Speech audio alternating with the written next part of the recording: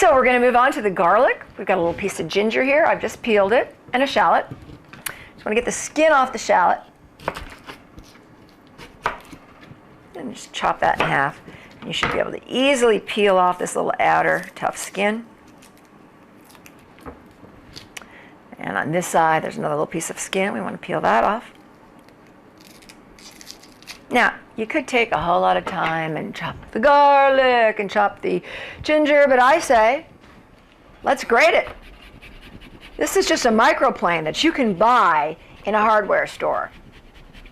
You can spend about $10 more, and you can buy it sur la table, but I say, why not go to the hardware store and save a little money and use that $10 for a little more good ingredient? Okay, and underneath here, you can see all of our ginger is moving in.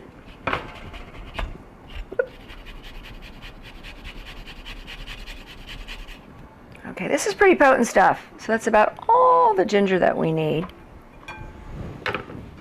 This is the fun part. Isn't that cool? I'm just going to run my knife through it. A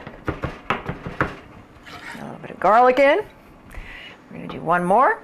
Run my knife through it. And in it goes.